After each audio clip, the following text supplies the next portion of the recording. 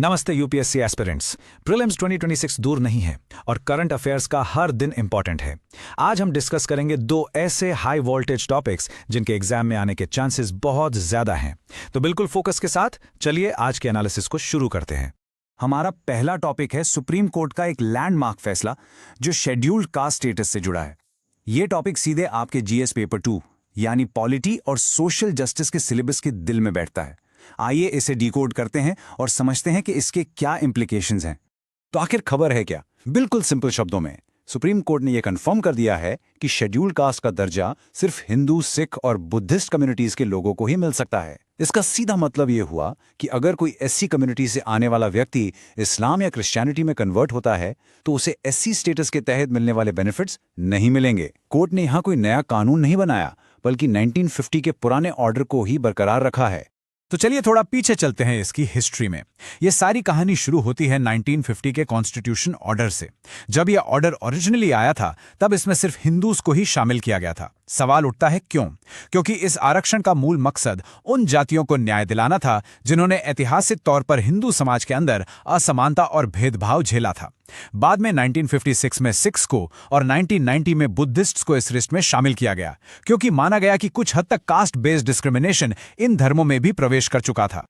अब 3 technical terms हैं, लेकिन चिंता मत कीजिए, हम इन्हें बिल्कुल आसान भाषा में समझेंगे। पहला है कॉन्स्टिट्यूशन एससी ऑर्डर 1950। इसे आप एससी कास्ट्स की ऑफिशियल मास्टर लिस्ट समझ सकते हैं। दूसरा है क्लॉज 3। ये इस ऑर्डर का गेट कीपर है जो तय करता है कि किन धर्मों के लोगों को एंट्री मिलेगी। और तीसरा सबसे इंपॉर्टेंट, रिलीजियस कॉनोटेशन। इसका मतलब है कि एससी स्टेटस का लिंक उस ऐतिहासिक अन्याय से है जो खास तौर पर कुछ धर्मों के सोशल स्ट्रक्चर में मौजूद था। दोस्तों, पूरी बहस इसी एक कॉन्सेप्ट पर टिकी हुई है। अब आते हैं सबसे जरूरी सवाल पर। यह टॉपिक आपके लिए इंपॉर्टेंट क्यों है? यूपीएससी आपसे सीधे फैक्ट्स नहीं, एनालिसिस पूछेगा। देखिए, जीएस2 के लिए यह रिजर्वेशन पॉलिसी का कोर इश्यू है, पर इससे भी बड़ा सवाल यह है कि क्या आरक्षण धर्म पर आधारित हो सकता है?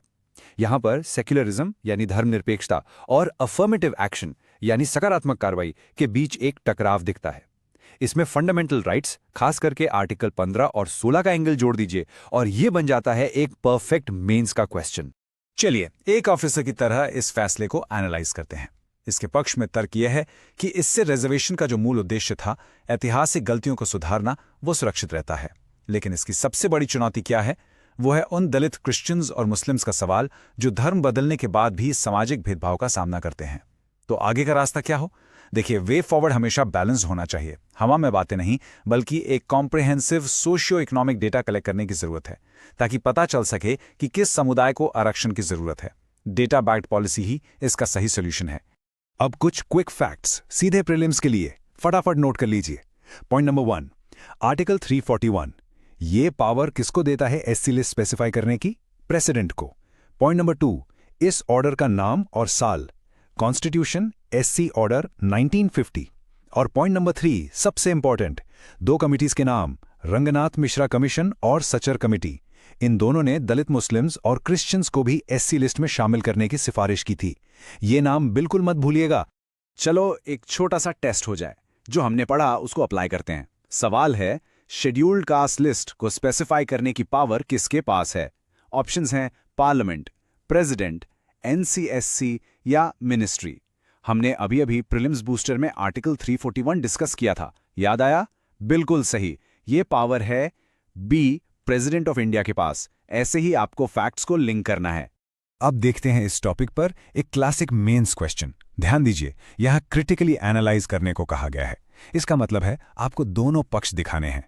आंसर कैसे लिखेंगे? पहले रूलिंग और 1950 ऑर्डर के बारे में बताइए, फिर इसके हिस्टोरिकल लॉजिक और सेक्युलर आइडियल्स के बीच के टेंशन को समझाइए।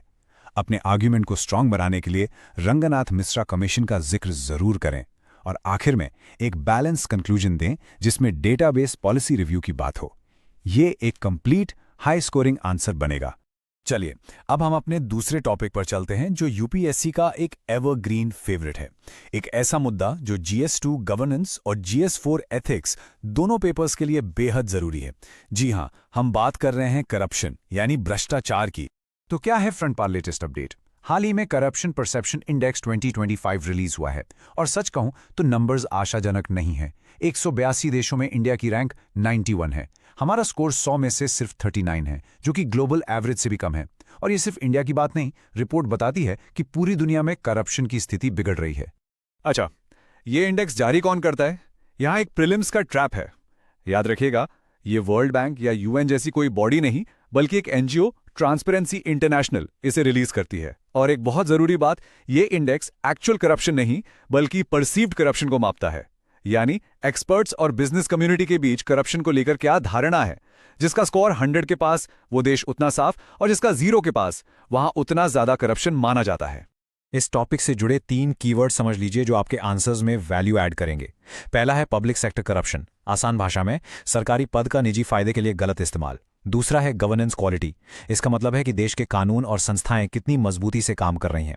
और तीसरा लाइसेंस परमिट राज, ये नियम कानूनों का वो जाल है, वो चक्रव्यूह है जिसमें हर काम के लिए इतने परमिट चाहिए होते हैं कि भ्रष्टाचार अपने आप पनपने लगता है। करप्शन को आप एक दीमक की तरह समझिए जो हमारे सिस्टम को अंदर से खोखला कर रहा है। देखिए कैसे। GS2 में ये गुड गवर्नेंस की नींव को कमजोर करता है। GS3 में ये इकोनॉमिक ग्रोथ पर ब्रेक लगाता है और इन्वेस्टमेंट को भगाता है। और GS4 एथिक्स पेपर का तो ये सबसे बड़ा विलन है। जब तक ये दीमक रहेगा, $5 ट्रिलियन इकोनॉमी का सपना पूरा करना और जनता का सिस्टम में विश्वास बनाए रखना दोनों ही मुश्किल हैं। तो आखिर भारत में इसकी जड़ें इतनी गहरी क्यों हैं? मुख्य कारण है ज़रूरत से ज़्यादा उलझे हुए कानून, सिस्टम में पारदर्शिता यानी ट्रांसपेरेंसी की कमी और कमज़ोर इन्फोर्समेंट। और इसकी कीमत हर साल हमारी GDP को लगभग 1.5% का नुकसान होता है। तो इसका इलाज क्या है? 3 शब्दों में याद रखिए, डिजिटाइजेशन, सिंप्लीफिकेशन एंड स्ट्रेंथनिंग। यानी ई-गवर्नेंस को बढ़ावा दें, रेगुलेशंस को आसान बनाएं और CVC और लोकपाल जैसी संस्थाओं को और मजबूत करें। ओके, अब इस टॉपिक का प्रीलिम्स बूस्टर, फटाफट on your tips. Point 1, index कौन निकालता है? Transparency international. पॉइंट 2, इंडिया के 2025 के स्टैट्स, रैंक 91, स्कोर 39। और पॉइंट 3, भ्रष्टाचार से लड़ने के लिए भारत के 3 सबसे बड़े कानूनी हथियार कौन से हैं? प्रिवेंशन ऑफ करप्शन एक्ट 1988, हमारा शक्तिशाली RTI एक्ट 2005 और लोकपाल एंड लोकायुक्त एक्ट 2013। ये तीनों मैच द फॉलोइंग में आ सकते हैं। चलिए देखते हैं कितना याद रहा। ये सवाल देखिए, करप्शन परसेप्शन इंडेक्स कौन पब्लिश करता है? बहुत से स्टूडेंट्स इसमें वर्ल्ड बैंक या यूएन सोचकर गलती कर देते हैं, लेकिन हमने इस पर खास जोर दिया था। सही जवाब है C, ट्रांसपेरेंसी इंटरनेशनल, जो कि एक NGO है। ये छोटा सा डिटेल एग्जाम में आपका 1 नंबर बचा सकता है। अब देखिए एक बेहतरीन एनालिटिकल मेंस क्वेश्चन। सवाल में एक पैराडॉक्स यानी विरोधाभास है। एक तरफ देश की इकोनॉमी बढ़ रही है, पर दूसरी तरफ करप्शन रैंक में सुधार नहीं हो रहा। ऐसा क्यों है? आंसर को स्ट्रक्चर करना आसान है। स्टेप 1, इंट्रो में CPI डेटा देकर इस पैराडॉक्स को सामने रखिए। स्टेप 2, बॉडी में इसके स्ट्रक्चरल कारण बताइए, जैसे discretionary powers, electoral funding etcetera. Step 3, reform सुझाइए, जैसे ई-गवर्नेंस और DBT। और आखिर में इन रिफॉर्म्स को गुड गवर्नेंस और इकोनॉमिक गोल से जोड़कर कंक्लूड कीजिए। तो दोस्तों, ये थे आज के 2 बहुत ही इंपॉर्टेंट टॉपिक्स। हमेशा याद रखिएगा, UPSC सिर्फ नॉलेज का टेस्ट नहीं, बल्कि उस नॉलेज को सही ढंग से प्रेजेंट करने का टेस्ट है। इन टॉपिक्स को अच्छे से रिवाइज कीजिए और इन पर आंसर राइटिंग प्रैक्टिस जरूर कीजिए। अगर आपको ये एनालिसिस पसंद आया और आप रोज ऐसे ही करंट अफेयर्स को आसान भाषा में समझना चाहते हैं, तो हमारे साथ जुड़ें। मिलते हैं कल एक नए टॉपिक के साथ। Keep studying, keep revising. जय हिंद।